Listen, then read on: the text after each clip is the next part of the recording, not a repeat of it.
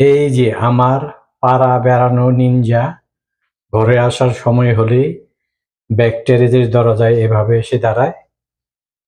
তারপর যতক্ষণ পর্যন্ত দরজা খুলে না দিব ততক্ষণ পর্যন্ত মেয় মেয় করবে আর এইভাবে করুণ চোখে তাকিয়ে থাকবে। আর দরজা খুলে দেওয়ার পরে কি হয় আপনারা একটু দেখুন। এটা ব্যাক টেরেস, সামনে টেরেস দিয়ে আসলে আমরা তাকে দেখতে পাবো না, কারণ আরেকটা সিঁড়ি বেয়ে আমাদের বাসায় আসতে হয়। বিড়াল সেটাও বুঝে যে কোথা দিয়ে আসলে বাসায় সহজে ঢোকা যাবে। কত করুণ চোখে তাকিয়ে আছে। আমি দরজাটা খুলে দিচ্ছি। এই যে দরজার নখ ধরার সাথে সাথে বুঝে গেছে যে আমি খুলে দিচ্ছি। কত বুদ্ধিমান এরা, দেখতেই পাচ্ছেন।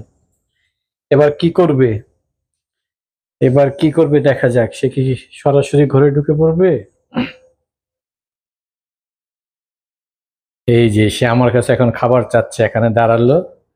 তার খাবারটা এখানেই থাকে, সে জানে যে যাচ্ছে না, কিন্তু ওই যে তার খাবারেরই বারবার ওই খাবারের ওখানে তাকাবে, দেখবে, যাবে না।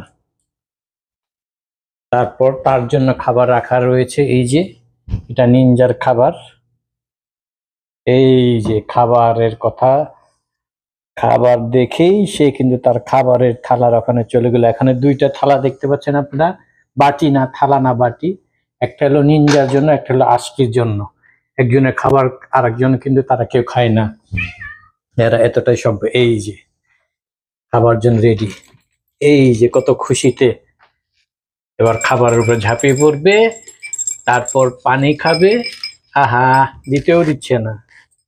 আসলে অনেক ক্ষুধার্ত, অনেক ঘোরাঘুরি করে গরমকালে, সবসময় বাসার বাইরেই থাকে, শীতকালে অবশ্য যায় না। অনেক ক্ষুধার্ত, কিভাবে গোগ্রাসে খাচ্ছে। ঠিক আছে নিনজা, খাও, খেয়ে দিয়ে পানি খাও। আমাদের পাড়া বাড়ানো নিনজা, আমাদের নিনজাকে আপনাদের কেমন লাগলো অবশ্যই জানাবেন।